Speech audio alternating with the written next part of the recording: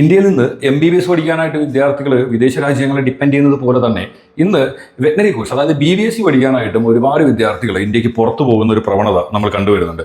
അതിന് മേജറായിട്ടുള്ള റീസൺസ് എന്ന് പറഞ്ഞു കഴിഞ്ഞാൽ ഇന്ത്യയിൽ നമുക്ക് പ്രൈവറ്റ് സെക്ടർ ആയാലും ഗവൺമെന്റ് സെക്ടർ ആയാലും വെറ്റനറി സീറ്റ്സിൻ്റെ എണ്ണം വളരെ കുറവാണ്. ഇപ്പോൾ പ്രൈവറ്റ് സെക്ടർ പോകുകയാണെങ്കിൽ ആകെ 17 വെറ്റനറി കോളേജുകളാണ് അപ് ടു ടുഡേ ഇന്ന് ഇന്ത്യയിൽ അവൈലബിൾ ആയിട്ടുള്ളത്. ഇനി ഗവൺമെന്റ് സെക്ടർ പോകുകയാണെങ്കിൽ പോലും ഓരോ സ്റ്റേറ്റ് എടുക്കുകയാണെങ്കിൽ 1-2 കോളേജുകളൊക്കെയാണ് നമുക്ക് എന്തുള്ളത് ഈ ഒരു സെക്ടറിൽ ഗവൺമെന്റ് സെക്ടറിലും അവൈലബിൾ ആയിട്ടുള്ളത്. സോ അപ്പോൾ ഈ വിദേശ രാജ്യങ്ങളിൽ പോയിട്ട് വെറ്റനറി പഠിക്കുന്ന വിദ്യാർത്ഥികൾക്ക് തിരിച്ച് ഇന്ത്യയിൽ വന്നിട്ട് രജിസ്ട്രേഷൻ ചെയ്യാനായിട്ട് സാധിക്കുമോ എന്നുള്ളൊരു കാര്യത്തിനകത്ത് വളരെ വലിയ കൺഫ്യൂഷനാണ് നിലനിൽക്കുന്നത്. അപ്പോൾ പല രാജ്യങ്ങളും ഇതുമായി ബന്ധപ്പെട്ട് അല്ലെങ്കിൽ പല പിന്നെ എഡ്യൂക്കേഷണൽ കൺസൾട്ടൻസികളൊക്കെ ഇതുമായിട്ട് ബന്ധപ്പെട്ട് വളരെ ഡിഫറൻ്റ് ആയിട്ടുള്ള ഒപ്പീനിയൻസ് ആണ് കറന്റ് കൊടുത്തുകൊണ്ടിരിക്കുന്നത്. ചില രാജ്യങ്ങളിൽ പോയി പഠിച്ചു കഴിഞ്ഞാൽ ഡയറക്റ്റ് ആയിട്ട് നമുക്ക് ഇവിടെ വന്ന് രജിസ്ട്രേഷൻ ലഭിക്കും. കറന്റ് ഇവിടെ എക്സാംസ് ഒന്നുമില്ല. അപ്പോൾ അതുകൊണ്ട് തന്നെ കോഴ്സ് കഴിഞ്ഞാൽ നേരിട്ട് ഇവിടെ വന്ന് നമുക്ക് രജിസ്ട്രേഷൻ ലഭിക്കും. അല്ലെങ്കിൽ ഈ ടൈപ്പ് ഓഫ് യൂണിവേഴ്സിറ്റികളൊക്കെ റെക്കഗ്നൈസ്ഡ് ആണ് എന്നൊക്കെ പറഞ്ഞിട്ട് പല വ്യത്യസ്ത തരത്തിലുള്ള അഭിപ്രായങ്ങളാണ് കറന്റ് ഇവിടെ ഉണ്ടായിരുന്നത്. ഓക്കെ, സോ അപ്പോൾ ഇതിനൊരു ക്ലാരിഫിക്കേഷൻ ലഭിക്കാനായിട്ട് ഞാൻ എന്ത് ചെയ്തിട്ടുണ്ടായിരുന്നു, വെറ്റനറി കൗൺസിൽ ഓഫ് ഇന്ത്യ അതായത് VCAക്ക് എന്ത് ചെയ്തിട്ടുണ്ടായിരുന്നു, ഒരു റൈറ്റ് ടു ഇൻഫർമേഷൻ നമ്മുടെ വിവരാവകാശം എന്നൊരു ഓൾറെഡി ഒരു വിവരാവകാശം സമർപ്പിച്ചിട്ടുണ്ടായിരുന്നു കേട്ടോ.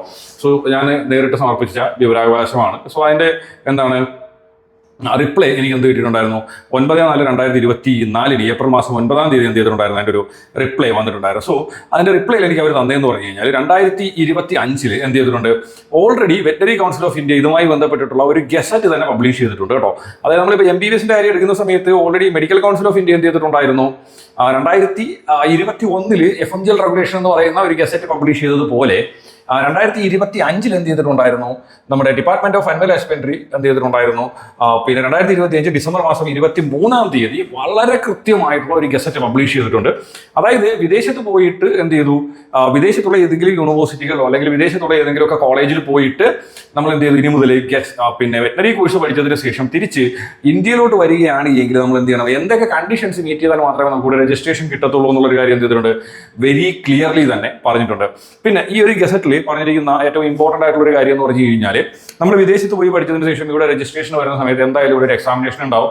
ആ ഒരു എക്സാം പാസ്സായാൽ മാത്രമേ എന്ത് ചെയ്യാൻ പറ്റുള്ളൂ, ഇനി മുതൽ ഇവിടെ രജിസ്ട്രേഷൻ പോസിബിൾ ആവത്തുള്ളൂ എന്നുള്ളൊരു കാര്യം വെരി ക്ലിയർലി തന്നെ പറയുന്നുണ്ട്. ഓക്കെ, പിന്നെ രണ്ടാമത്തെ കാര്യം എന്ന് പറഞ്ഞു കഴിഞ്ഞാൽ, ഇത് കൂടാണ്ട് നമ്മൾ FMGL റെഗുലേഷൻ അതായത് MBBS പഠിച്ചിട്ട് തിരിച്ച് ഇന്ത്യയിൽ വരുന്ന സമയത്ത് FMGL റെഗുലേഷനിൽ പറഞ്ഞിരിക്കുന്ന കണ്ടീഷൻസ് പോലെ തന്നെ വളരെ വ്യക്തമായ കുറച്ച് കണ്ടീഷൻസും കൂടെ എന്ത് ചെയ്തിട്ടുണ്ട്, ഈ ഒരു ഗസറ്റിൽ പറഞ്ഞിട്ടുണ്ട്. ഓക്കെ, സോ അപ്പോൾ ഇതിൽ മെയിനായിട്ട് പറഞ്ഞിരിക്കുന്നതെന്ന് പറഞ്ഞു കഴിഞ്ഞാൽ നമ്മുടെ എന്ത് ചെയ്തിട്ടുണ്ട്, ഡ്യൂറേഷൻ ഓഫ് സ്റ്റഡിയുമായി ബന്ധപ്പെട്ട കാര്യങ്ങൾ ഇതിൽ പറയുന്നുണ്ട്. അത് കൂടാണ്ട് നമ്മൾ എന്ത് ചെയ്തിട്ടുണ്ടായിരിക്കണം, മിനിമം പഠിച്ചിരിക്കുന്ന സബ്ജക്ട്സ് ഏതൊക്കെ ആയിരിക്കണം എന്നതുമായി ബന്ധപ്പെട്ട കാര്യങ്ങൾ പറയുന്നുണ്ട്.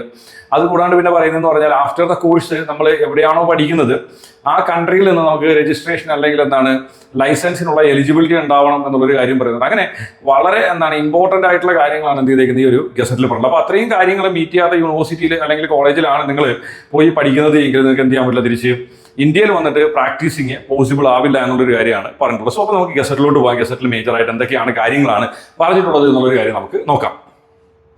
സോ ഫസ്റ്റ് പറഞ്ഞിരിക്കുന്നതെന്ന് പറഞ്ഞാൽ നമ്മുടെ ഡ്യൂറേഷൻ ഓഫ് സ്റ്റഡിയുമായി ബന്ധപ്പെട്ട കാര്യമാണ്. നമ്മൾ ഇന്ത്യയിൽ വരുന്ന സമയത്ത് എന്ന് പറഞ്ഞു കഴിഞ്ഞാൽ 54 months ആണ് നമുക്ക് ഇന്ത്യയിൽ കോഴ്സ് വരുന്നത്. സെയിം ലൈക്കസ് എന്തുണ്ടായിരിക്കണം, മിനിമം നമുക്ക് വിദേശത്ത് പഠിച്ചാൽ നമ്മുടെ കോഴ്സിന്റെ ഡ്യൂറേഷൻ എന്തുണ്ടായിരിക്കണം, 54 months ഉണ്ടാവണം എന്നുള്ളൊരു കാര്യമാണ് പറഞ്ഞിരിക്കുന്നത്. അത് കൂടാണ്ട് നമ്മൾ ഇന്ത്യയിൽ പഠിച്ചു കഴിഞ്ഞാൽ ഇന്ത്യയിൽ നമുക്ക് എന്തുണ്ട്, 12 മാസത്തെ ഇന്റേൺഷിപ്പ് ഉണ്ട്. സെയിം ലൈക്കസ് എന്ത് ചെയ്യണം, വിദേശത്ത് നമ്മൾ എന്ത് ചെയ്തിരിക്കണം, 12 months ഇന്റേൺഷിപ്പ് ചെയ്തിട്ടുണ്ടാവണം എന്നുള്ളൊരു കാര്യം വെരി ക്ലിയർലി തന്നെ പറയുന്നുണ്ട്. ദെൻ അടുത്ത് പറഞ്ഞിരിക്കുന്ന ഒരു കാര്യം എന്ന് പറഞ്ഞു കഴിഞ്ഞാൽ നമ്മുടെ മീഡിയം ഓഫ് ഇൻസ്ട്രക്ഷൻ, നമ്മൾ പഠിക്കുന്ന ലാംഗ്വേജ് എന്ന് പറഞ്ഞാൽ ഇംഗ്ലീഷിൽ തന്നെയാണ്. ഇന്ത്യയിൽ നമ്മൾ ഇംഗ്ലീഷിലാണ് കോഴ്സ് പഠിക്കുന്നത്. സോ സെയിം ലൈക്കസ് നമ്മൾ എന്ത് ചെയ്തിട്ടുണ്ടായിരിക്കണം, ഇംഗ്ലീഷിൽ തന്നെ പഠിച്ചിട്ടുണ്ടാവണം എന്ന് പറയുന്നുണ്ട്. അത് കൂടാതെ പിന്നെ പറഞ്ഞിരിക്കുന്ന കാര്യം എന്ന് പറഞ്ഞു കഴിഞ്ഞാൽ 8 ജൂലൈ 2016 എന്ത് ചെയ്തിട്ടുണ്ട്, വെറ്റനറി കൗൺസിൽ എന്ത് ചെയ്തിട്ടുണ്ട്, ഒരു റെഗുലേഷൻ പുതുക്കിക്കൊണ്ടിട്ടുള്ള ഒരു നോട്ടിഫിക്കേഷൻ പബ്ലിഷ് ചെയ്തിട്ടുണ്ടായിരുന്നു. സോ ആ ഒരു 2016 നോട്ടിഫിക്കേഷനിൽ ആ ഒരു റെഗുലേഷനിൽ പറഞ്ഞിരിക്കുന്ന എല്ലാ സബ്ജക്ട്സുകളും എന്ത് ചെയ്തിട്ടുണ്ടായിരിക്കും, നമ്മൾ കവർ ചെയ്തിട്ടുണ്ടാവണം എന്നുള്ളൊരു കാര്യം പറയുന്നത്. അപ്പോൾ നമ്മൾ വിദേശത്തുള്ള ഒരു യൂണിവേഴ്സിറ്റിയിൽ പോയിട്ട് നമ്മൾ പഠിക്കുന്ന സമയത്ത് തിരിച്ച് ഇന്ത്യയിലോട്ടാണ് വരാനായിട്ട് ആഗ്രഹിക്കുന്നതെങ്കിൽ ഫസ്റ്റ് ഓഫ് ഓൾ 2016 നോട്ടിഫിക്കേഷൻ നമ്മൾ നോക്കണം. അതിൽ ഏതൊക്കെ സബ്ജക്ട്സുകളാണ് മിനിമം നമ്മൾ പഠിച്ചിട്ടുണ്ടാവേണ്ടത് എന്നുള്ളൊരു കാര്യം പറയുന്നുണ്ടല്ലോ. അപ്പോൾ ആ സബ്ജക്റ്റുകളൊക്കെ നമ്മൾ ചൂസ് ചെയ്യുന്ന യൂണിവേഴ്സിറ്റിയിൽ ഉണ്ടോ എന്നുള്ളൊരു കാര്യം പ്രോപ്പർലി നോക്കിയതിന് ശേഷം മാത്രം എന്ത് ചെയ്യുക, നമ്മൾ യൂണിവേഴ്സിറ്റി ചൂസ് ചെയ്യുക. അല്ലെങ്കിൽ തിരിച്ച് ഇന്ത്യയിൽ വന്നിട്ട് പ്രാക്ടീസിങ് പോസിബിൾ ആവാനായിട്ട് പോകുന്നില്ല.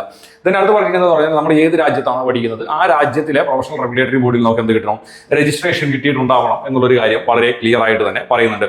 അത് കഴിഞ്ഞിട്ട് പിന്നെ പറയുന്നതെന്ന് പറഞ്ഞു കഴിഞ്ഞാൽ കൗൺസിൽ എന്തായാലും ഇവിടെ വരുന്ന സമയത്ത് എന്ത് ചെയ്യും, ഒരു എക്സാമിനേഷൻ നടത്തും. എന്തായാലും അത് വെറ്ററിനറി കൗൺസിൽ ഓഫ് ഇന്ത്യയോ അല്ലെങ്കിൽ എന്താണ് ആനിമൽ ഹസ്ബൻഡറി ബോഡിയോ വാട്ട് എവർ ഇറ്റ് ആരായാലും എന്ത് ചെയ്യും, ഇവിടെ ഒരു എക്സാമിനേഷൻ നടത്തും. ആ ഒരു എക്സാമിനേഷൻ പാസ്സായതിനു ശേഷം മാത്രമായിരിക്കും ഇവിടെ പ്രാക്ടീസിങ് പോസിബിൾ ആകുന്നത് എന്നൊരു കാര്യമാണ് പറയുന്നത്. അത് കഴിഞ്ഞിട്ട് പിന്നെ പറഞ്ഞിരിക്കുന്ന കാര്യം എന്ന് പറഞ്ഞാൽ എക്സാമിനേഷനൊക്കെ പാസ്സായതിനു ശേഷം നമ്മൾ എന്ത് ചെയ്യണം, ഇവിടെ ഒരു വർഷത്തെ സൂപ്പർവൈസറി ഇന്റേൺഷിപ്പ് കൂടെ ചെയ്തിട്ടുണ്ടാവണം എന്നുള്ളൊരു കാര്യം വെരി ക്ലിയർലി പറയുന്നുണ്ട്. ഓക്കെ, സോ എനിഹൗ കറന്റ് എന്താണ് വെറ്ററിനറി കൗൺസിൽ ഓഫ് ഇന്ത്യയുടെ സൈഡിൽ നിന്ന് ആ ഒരു എന്താണ് RTA നമ്മൾ സബ്മിറ്റ് ചെയ്തിരിക്കുന്ന RTA കൊടുത്തിരിക്കുന്ന ആ ഒരു റിപ്ലൈ എന്ന് പറഞ്ഞു കഴിഞ്ഞാൽ വളരെ എന്താണ് ക്ലിയർ ആയിട്ടുള്ള റിപ്ലൈ ആണ് കിട്ടിയിട്ടുള്ളത്. സോ അപ്പോൾ നിങ്ങൾ വിദേശത്ത് പോയിട്ട് വെറ്ററിനറി പഠിക്കാനായിട്ട് യൂണിവേഴ്സിറ്റീസ് ചൂസ് ചെയ്യുന്ന സമയത്ത് ഈ ഒരു ഗസറ്റിൽ പറയുന്ന കണ്ടീഷൻസ് ഒക്കെ പ്രോപ്പർലി മീറ്റ് ചെയ്യുന്ന യൂണിവേഴ്സിറ്റീസ് ആണോ എന്ന് ചെക്ക് ചെയ്തിട്ട് മാത്രം എന്ത് ചെയ്യുക, യൂണിവേഴ്സിറ്റി ചൂസ് ചെയ്യാം. ഇല്ലെങ്കിൽ തിരിച്ച് നിങ്ങൾ ഇന്ത്യയിൽ വന്നിട്ട് എന്താണ് പ്രാക്ടീസിങ് പോസിബിൾ ആവുന്ന ഒരു കാര്യമേ അല്ല. ഓക്കെ, സോ എന്തായാലും എന്താണ് വിദേശ വിദ്യാഭ്യാസവുമായി ബന്ധപ്പെട്ടിട്ടുള്ള പുതിയൊരു വീഡിയോയിൽ കാണുന്നവരേക്കും എല്ലാ കൂട്ടുകാർക്കും ബൈ ബൈ.